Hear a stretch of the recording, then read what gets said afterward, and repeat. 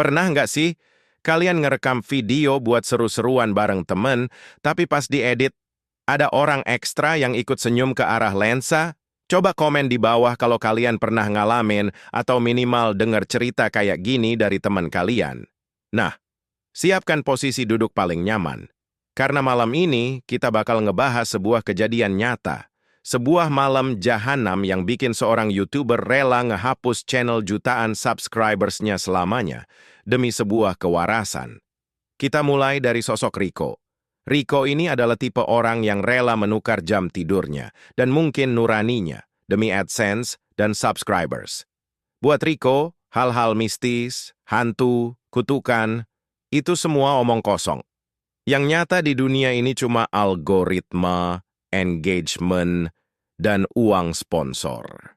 Sayangnya, ambisi yang kelewat batas ini bikin Rico buta. Dia makin jauh dari keluarganya. Dia jarang pulang, jarang ngobrol, apalagi sekadar nanya kabar. Malam itu, demi konten uji nyali yang lagi meledak di YouTube, Rico butuh bumbu biar videonya makin dramatis. Dia memaksa adiknya Maya untuk ikut. Maya ini bertolak belakang banget sama kakaknya. Dia pendiam, penakut, dan punya perasaan yang lebih peka. Rico tahu banget adiknya itu gampang ketakutan. Tapi alih-alih melindungi, Rico malah memanfaatkannya. Muka panik dan tangisan Maya bakal jadi thumbnail yang sempurna, pikir Rico saat itu. Bersama Bima, sahabat Rico yang bertugas sebagai kameramen, mereka bertiga meluncur menembus malam yang dingin. Tujuan mereka cuma satu, sebuah villa tua peninggalan zaman Belanda di kawasan Lembang, Bandung. Villa ini sudah kosong belasan tahun.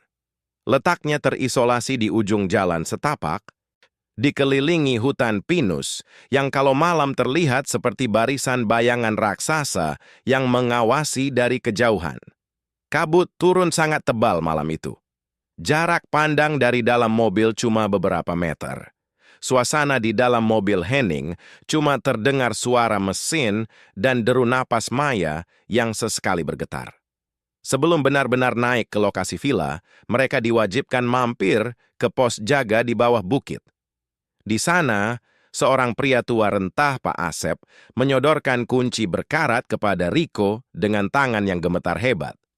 "Mas Rico," suara Pak Asep parau dan berat, matanya menatap tajam seolah menembus rongga mata Rico. "Silakan masuk ke ruang mana aja. Saya nggak bisa ngelarang kalau kalian memang keras kepala." Pak Asep terbatuk pelan. Menarik napas panjang. Angin malam tiba-tiba berhembus kencang, aos menerbangkan dedaunan kering di sekitar pos jaga. Tapi ingat satu hal, suasana mendadak hening. Di ruang tengah villa itu ada cermin besar. Cermin itu ditutup pakai kain beludru merah. Apapun yang terjadi, jangan pernah buka kainnya. Dan tolong, jangan pernah sorot cermin itu pakai lensa kamera kalian setelah maghrib. Kalian paham? Rico cuma tersenyum miring. Dia mengangguk asal sambil menyambar kunci itu. Di kepala Rico, peringatan Pak Asep cuma sekadar mitos usang dari warga kampung. Malah, otaknya langsung berputar. Wah, ini bisa jadi angle cerita yang gila buat clickbait. Batinnya kegirangan. Tapi Maya, wajah adiknya itu sudah sepucat kertas. Dia menarik-narik ujung jaket tebal Rico. "Kak, kita pulang aja ya. Perasaanku bener-bener nggak enak dari tadi," bisik Maya. Matanya mulai berkaca-kaca. Rico menepis tangan adiknya dengan kasar. "Udah, lu diam aja. Nggak ada apa-apa di atas sana. Ini cuman rumah tua biasa. Lu tinggal acting ketakutan, nanti kakak beliin iPhone baru kalau views-nya tembus jutaan." Maya menunduk, menelan air matanya sendiri. Rico sama sekali tidak peduli. Mereka bertiga akhirnya melangkah masuk ke pekarangan villa. Udara Lembang, yang memang selalu dingin, malam itu terasa berbeda. Dinginnya tidak wajar, seperti menusuk langsung ke sumsum tulang. Ada keheningan pekat yang menyelimuti bangunan tua itu. Seolah-olah villa besar itu sedang menahan napas, menunggu kedatangan mereka di depan teras. Ceklek. Kunci berkarat, itu diputar paksa. Pintu kayu jati yang sangat berat berderit panjang saat didorong terbuka, menimbulkan gema ke seluruh ruangan gelap di dalamnya.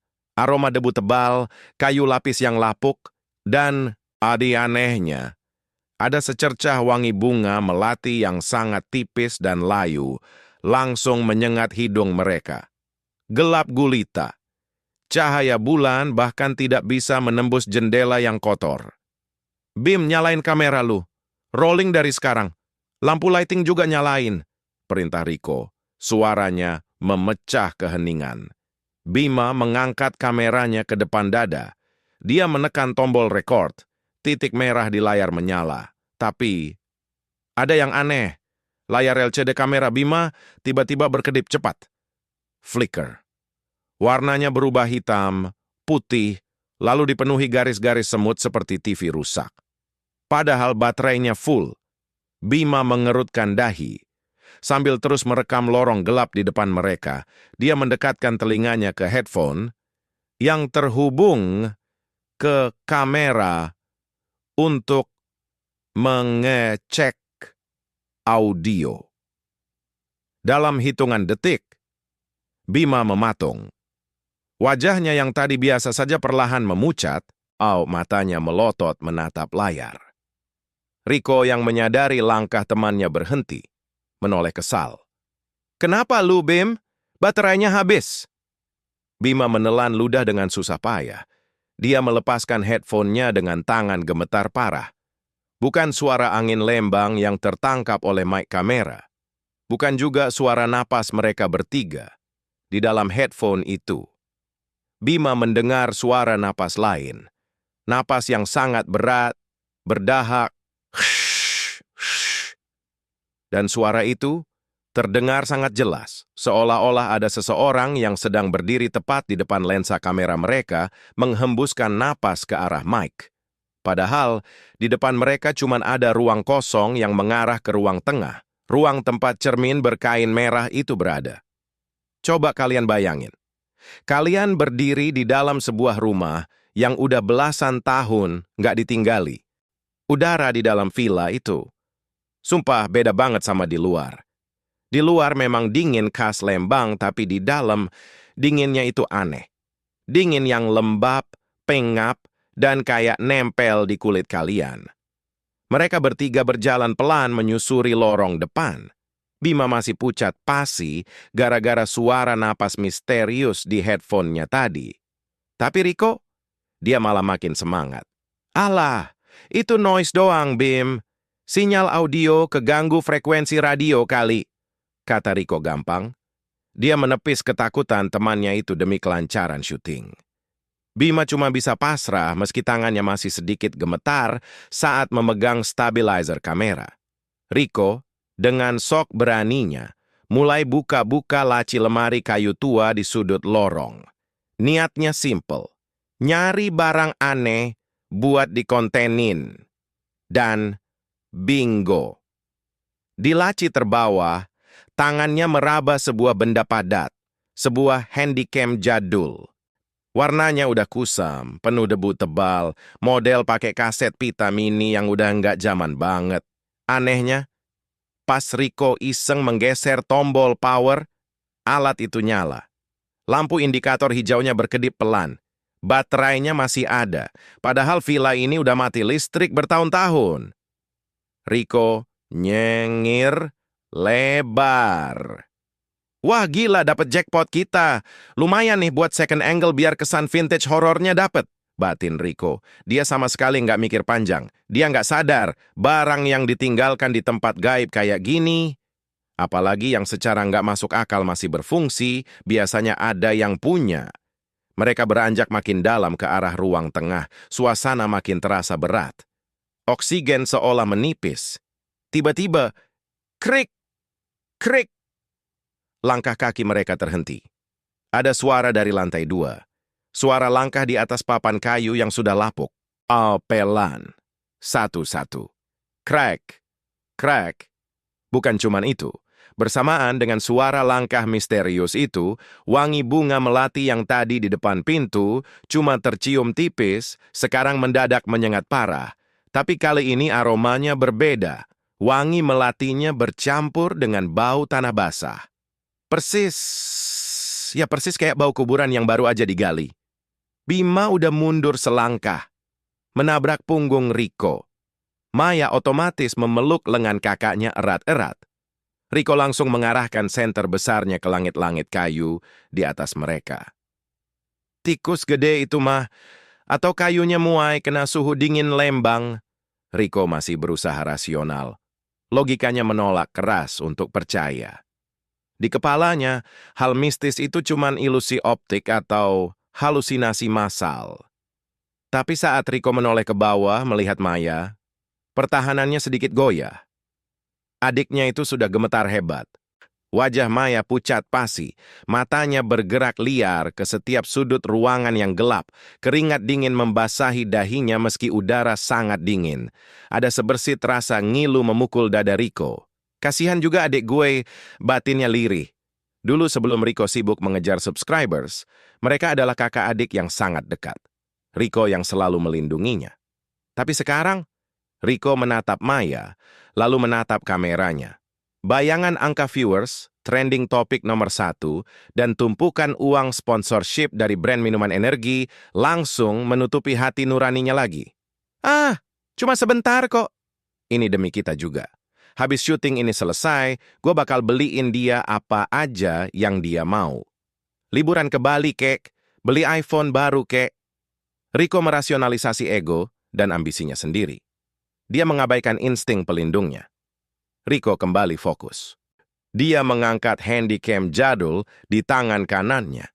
Niatnya ingin merekam reaksi ketakutan Maya dan Bima dari sudut pandang yang berbeda. Layar LCD kecil di samping handycam itu terbuka. Awalnya cuma menampilkan gambar semut, glitch putih abu-abu. Lalu pelan-pelan gambarnya mulai fokus. Resolusinya rendah, khas kamera lama. Riko mengarahkan lensa handycam itu ke sudut lorong yang agak gelap, mengitari ruangan sebelum mengarahkannya ke Maya. Jika dilihat pakai mata telanjang, disorot pakai senter yang terang benderang, sudut lorong itu kosong melompong. Cuman ada debu yang beterbangan dan cat tembok yang mengelupas. Tapi, saat Riko melihat ke layar LCD kecil handycam tersebut, jantung Riko seakan berhenti berdetak selama 1 detik penuh. Napasnya tercekat di tenggorokan. Di layar itu, tepat di sudut ruangan yang harusnya kosong, ada sosok perempuan. Sosok itu sedang berjongkok, menghadap ke arah tembok. Rambutnya sangat panjang, hitam dan kusut masai, menjuntai kotor sampai menyapu lantai. Punggung sosok itu bergetar naik turun dengan cepat. Seperti orang yang sedang menangis sesenggukan. Tapi tidak ada suara tangisan sama sekali di ruangan itu. Hening. Bulu kuduk Riko langsung berdiri tegak. Udara di sekitarnya mendadak anjlok menjadi sedingin es.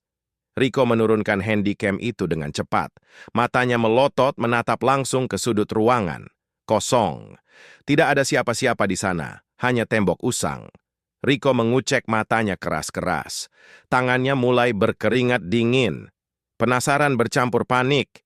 Dia mengangkat lagi handycam itu ke depan wajahnya. Membidik sudut yang sama. Di layar LCD, sosok itu masih ada di sana. Namun kali ini punggungnya berhenti bergetar. Sosok itu perlahan-lahan, sangat pelan, mulai memutar lehernya, menoleh ke arah lensa kamera, ke arah Riko. Sst. Layar handycam itu tiba-tiba mati total. Layarnya menjadi hitam legam. Riko mematung. Mulutnya sedikit terbuka, tapi tak ada suara yang keluar. Jari-jarinya mencengkeram kamera jadul itu dengan kencang hingga buku-buku jarinya memutih. "Ki, kamera rusak sialan!" umpat Riko dalam hati dengan suara gemetar. Dia menelan ludah, berusaha mati-matian menyangkal apa yang baru saja dilihatnya. Itu cuman glitch video lama. Cuman kerusakan sensor kamera, otaknya terus mencari alasan. Tapi jauh di lubuk hatinya, teror itu sudah mulai merayap masuk. Di luar, langit udah benar-benar gelap. Jam di tangan Rico menunjukkan pukul 6:30 malam. Udah lewat maghrib. Kabut tebal turun menyelimuti kawasan Lembang dengan sangat cepat, bikin villa tua itu benar-benar terisolasi dari dunia luar. Kalau kalian ngintip keluar jendela, jarak pandang itu 0. Putih semua. Mau maksa turun bukit bawa mobil pun udah mustahil. Salah sedikit, mobil bisa terjun bebas ke jurang. Singkatnya, mereka kejebak. Kejebak di dalam bangunan yang hawanya makin lama makin bikin napas sesak. Bima mengecek hasil rekaman di kameranya sambil menghela napas panjang. Dia berbisik ke Rico. "Rick, sumpah, footage kita flat banget. Nggak ada jump scare, tensinya kurang dapet. Kalau cuman muter-muter lorong kosong sambil modal center doang, viewers lu pasti drop di menit ketiga. Kita butuh sesuatu yang lebih ekstrim." Dengar kata viewers drop, ego Rico langsung tersengat. Ketakutannya melihat sosok di handycam tadi mendadak nguap gitu aja. Yang ada di kepalanya cuma satu. Konten ini harus pecah, harus trending. Sponsor nggak boleh kecewa.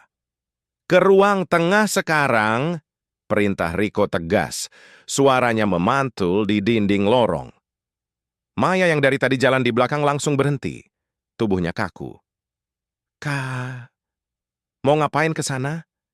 Kita kan udah dilarang sama bapak penjaga tadi." Suaranya bergetar hebat. Rico nggak peduli. Dia melangkah lebar menuju ruangan paling besar di rumah itu. Bima mengikutinya sambil terus merekam. Di tengah ruangan yang luas dan dipenuhi perabotan kayu berlapis debu itu, berdirilah benda tersebut. Sebuah cermin antik peninggalan Belanda yang sangat besar. Tingginya hampir 2 meter. Dan persis seperti kata Pak Asep, cermin itu ditutupi selembar kain beludru berwarna merah marun yang sudah sangat kusam dan berdebu. Melihat cermin itu, Maya menangis sesenggukan. Instingnya meronta-ronta. Dia menarik ujung baju Rico dengan kasar. "Kak, demi Tuhan, please. Kita keluar aja. Jangan diterusin." Maya memohon. Air matanya tumpah membasahi pipinya yang pucat. "Ingat kata bapak itu tadi. Jangan buka kainnya setelah maghrib. Perasaanku benar-benar udah nggak kuat, Kak. Ada yang ngeliatin kita dari tadi." Di titik ini, kalian mungkin bakal benci banget sama Rico. Karena bukannya menenangkan adiknya, Rico malah menghempaskan tangan Maya. Tatapannya dingin. "Lu mau kita pulang tangan kosong?" "Hah?" bentak Rico. Suaranya menggema di ruang tengah yang sunyi. "Lu pikir sponsor mau bayar kita kalau videonya cuma nampilin lu nangis doang? Udah kepalang tanggung." "Oh, Mei, sekali ini aja nurut napa?" Rico berjalan mendekati cermin itu. Bima menyorotkan lampu lighting LED dari kameranya tepat ke arah punggung Rico. Serarat! Dengan satu tarikan kasar, Rico menjebol pantangan itu. Kain merah ditarik hingga jatuh ke lantai. Debu tebal beterbangan, membuat mereka bertiga terbatuk-batuk. Permukaan kaca cermin antik itu kini terpampang jelas. Agak buram, penuh bercak jamur di sudut-sudutnya, memantulkan cahaya senter mereka dengan silau. Rico berdiri tegak di depan cermin, memasang wajah menantang ke arah pantulannya sendiri. Bima mengarahkan kamera, menyorot pantulan mereka bertiga di dalam cermin. Maya hanya bisa menunduk sambil menutup wajahnya dengan kedua tangan, tidak berani melihat ke depan. 10 detik berlalu, 20 detik, hening. Nggak terjadi apa-apa. Rico mendengus remeh. Dia menoleh ke arah kamera Bima, lalu tertawa keras. Ketawa yang sangat arogan. "Tuh kan, lihat guys, mitos doang. Nggak ada apa-apa di sini, setannya takut kali sama kamera kita. Lo semua kemakan omongan orang tua aja," kata Rico ke arah lensa, merasa menang. Bima menurunkan kameranya perlahan. Dia bernapas lega. "Syukur deh. Wait. Gua playback bentar ya videonya. Mau mastiin fokus ke cerminnya dapet nggak tadi? Takutnya blur." Bima menekan tombol play di kameranya. Layar LCD kecil itu memutar ulang rekaman beberapa detik yang lalu saat mereka berdiri menghadap cermin. Suara tawa arogan Rico terdengar jelas dari speaker kecil kamera. Tapi Bima tidak tertawa. Mata Bima membelalak lebar. Wajahnya yang tadi sudah lega, mendadak berubah menjadi putih pasi, seputih mayat. Tangan Bima gemetar tak terkendali hingga kameranya hampir jatuh. "Rick!" Suara Bima bergetar parah nyaris berbisik. Lu tadi pas di depan kaca, lu lagi senyum enggak?" Rico mengernyit bingung. "Hah? Enggak lah. Gua kan pasang muka garang nantang kamera." "Kenapa emang?" Dengan tangan kaku, Bima memutar layar kamera itu menghadap Rico dan Maya. Di dalam video yang sedang terputar ulang itu, pantulan Rico dan Bima di dalam cermin ternyata tidak sedang berwajah garang atau lega. Pantulan mereka di video itu sedang tersenyum. Senyuman yang sangat lebar, kaku, dan tidak wajar, menatap tajam ke arah lensa. Namun, bukan itu yang membuat jantung Rico seolah berhenti berdetak. Di belakang pantulan Maya yang sedang menunduk menangis di video itu, dari arah kegelapan lorong, ada dua pasang tangan berwarna abu-abu pucat, aos dipenuhi urat hitam menonjol dan kuku yang sangat panjang. Tangan itu bergerak dengan sangat lambat dari bahu Maya, perlahan-lahan merayap naik dan mencekik leher adiknya itu dari belakang. Maya yang ikut melihat layar itu langsung menjerit histeris. Jeritan ketakutan yang paling memilukan yang pernah Rico dengar. Detik itu juga, suhu di dalam ruang tengah anjlok drastis. Begitu dinginnya sampai udara napas mereka membentuk asap putih. "Trey Atiti, perang!" Terdengar suara retakan yang sangat keras. Cermin antik di depan mereka tiba-tiba retak panjang dari ujung atas hingga ke bawah, membelah bayangan mereka. Dan tanpa aba-aba, lampu lighting kamera Bima dan seluruh senter yang mereka bawa padam total. Gelap gulita. Gelap. Benar-benar gelap gulita. Kalian pernah nggak ngerasain gelap yang saking pekatnya? Kalian sampai nggak bisa ngelihat jari tangan kalian sendiri walau udah ditaruh di depan mata. Nah, kayak gitu rasanya. Di detik lampu kamera mati, kepanikan langsung pecah. "Bim, nyalain senter HP lu, Bim. Cepet anjing!" Rico teriak panik, suaranya gemetar parah. Logikanya hancur berantakan. Cermin retak, lampu mati serentak. Ini udah bukan kebetulan lagi. Tapi Bima nggak merespon. Cuma terdengar suara napas Bima yang ngos-ngosan, gerasak-gerusuk nyari HP di kantongnya sambil merintih ketakutan. Dan tepat di tengah kepanikan buta itu, bau itu datang. Bukan lagi wangi melati layu kayak di awal. Ini beda. Sumpah, ini beda banget. Udara di ruangan itu mendadak penuh dengan bau busuk yang menyengat luar biasa. Bau amis darah kering dicampur daging busuk. Bau bangkai. Saking kuatnya Rico sampai mau muntah saat itu juga. Belum sempat mereka bernapas lega mencari jalan keluar, dari sudut gelap lorong yang mengarah ke ruang tengah terdengar sebuah suara. "Hi, hi, hi." Suara tawa sekaligus tangisan perempuan. Melengking sangat panjang, menggema memantul di dinding-dinding villa yang kosong. Suaranya seolah datang dari segala arah, menusuk langsung ke gendang telinga. Bikin ngilu sampai ke ubun-ubun. "Kak Rico, tolong!" Itu suara Maya. Adiknya menjerit histeris. Jeritan minta tolong yang paling menyayat hati. Rico meraba-raba udara dengan panik. "Mei! Lu di mana, Mei? Jangan lepasin tangan gue!" Tapi terlambat. Ada suara gesekan kain kasar di lantai kayu. Srek! Srek! Srek! Suaranya makin lama makin cepat mendekat ke arah mereka. Tiba-tiba, dari arah cahaya rembulan yang sedikit tembus dari celah jendela kotor, Nariko melihat sebuah siluet raksasa.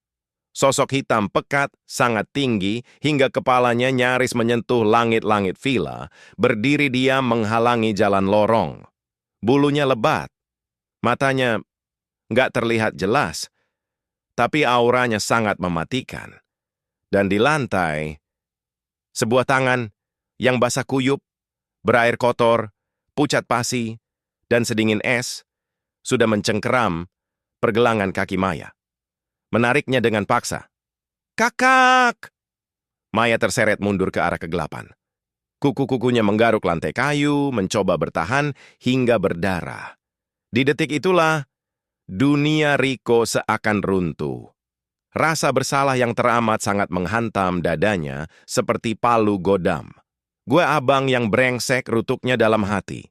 Gue rela ngorbanin nyawa adek gue sendiri cuma demi konten sialan. Demi AdSense.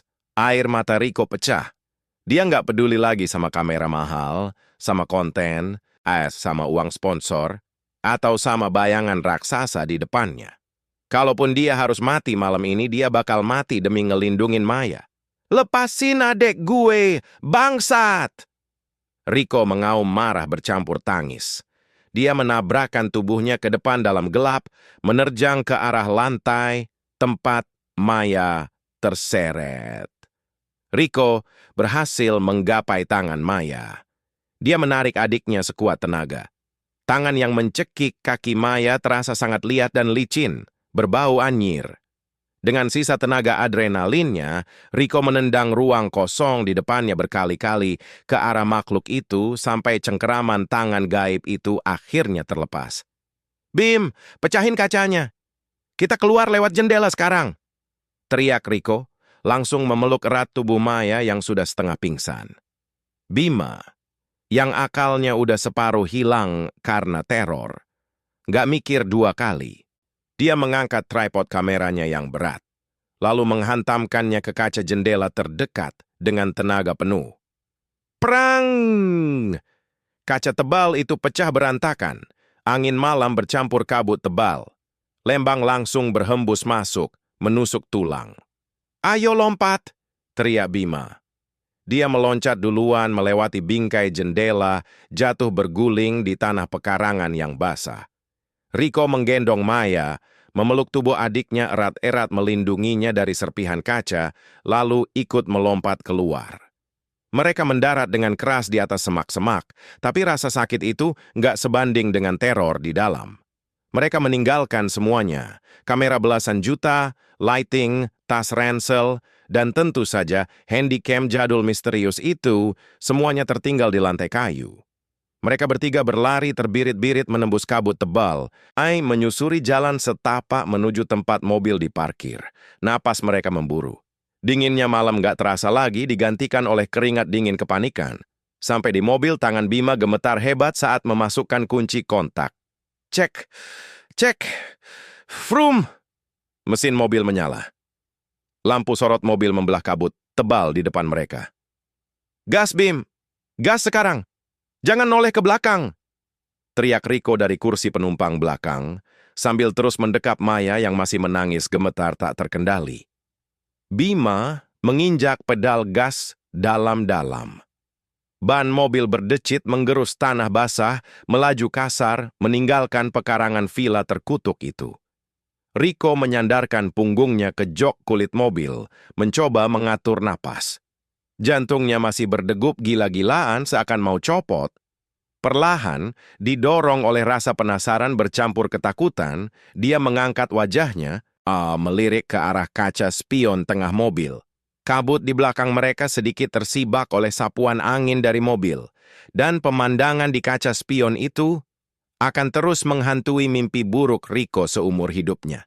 Di teras villa yang gelap itu, bukan cuma ada satu atau dua bayangan, ada puluhan sosok. Ada yang sangat tinggi dan besar, ada yang berambut panjang menjuntai ke bawah menyeret tanah, ada yang wujudnya terbungkus kain kafan kotor penuh tanah. Semuanya berdiri kaku, berjejer rapi di sepanjang teras. Diam, mematung. Wajah mereka tertutup bayangan gelap, tapi Riko tahu persis. Puluhan pasang mata gaib itu sedang menatap tajam ke arah mobil mereka yang perlahan menghilang di telan kabut. Menatap mereka dalam keheningan yang mematikan. Gue nggak tahu gimana caranya Bima nyetir malam itu. Yang jelas, Kita berempat di dalam mobil, Rico, Maya, Bima, dan ketakutan itu sendiri. Cuma bisa diam. Nggak ada yang berani buka suara sepanjang sisa perjalanan turun dari Lembang yang berkabut pekat, sampai akhirnya masuk jalan tol menuju Jakarta. Hening. Di dalam mobil cuma terdengar deru mesin dan suara isak tangis. Maya yang sesekali pecah sambil terus memeluk dirinya sendiri. Sesampainya di Jakarta, semuanya berubah. Tragedi malam jahanam itu benar-benar nampar Rico sekeras-kerasnya. Dia akhirnya sadar, ambisi gilanya hampir aja ngebunuh darah dagingnya sendiri. Besok paginya, tanpa pikir panjang, tanpa bikin video klarifikasi yang menyemenye buat cari simpati, Rico ngebuka laptopnya. Dia login ke channel YouTube-nya. Channel yang udah dia bangun bertahun-tahun, yang punya jutaan subscribers, yang jadi kebanggaan dan sumber penghasilan utamanya.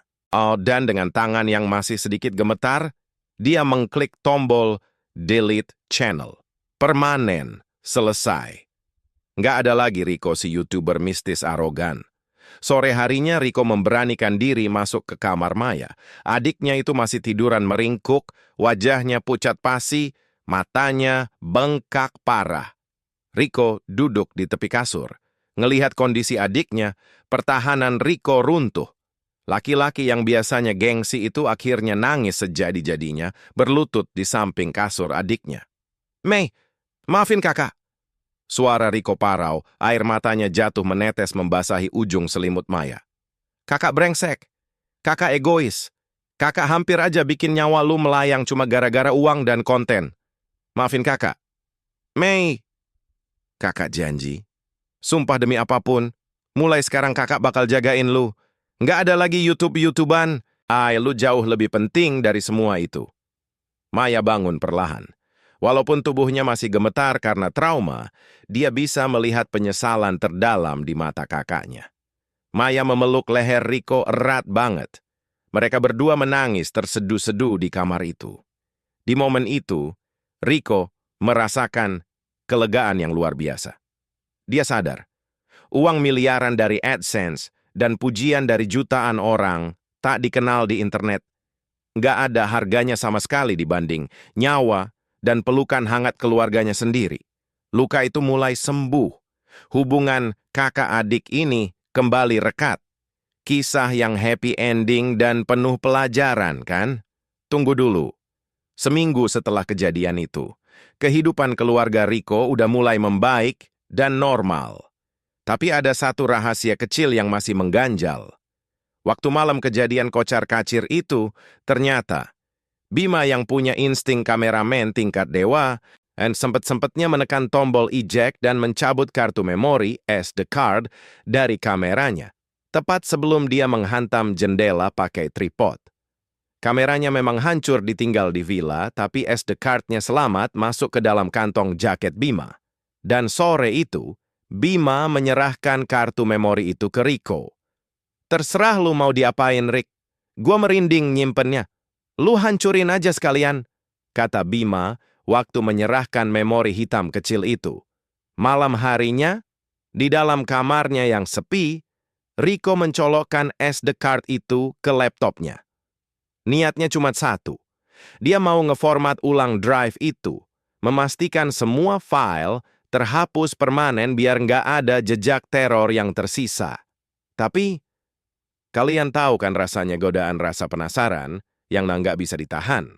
Entah dorongan dari mana, jari Rico malah mengeklik file video dengan timestamp terakhir. Video pas mereka lari menyelamatkan diri.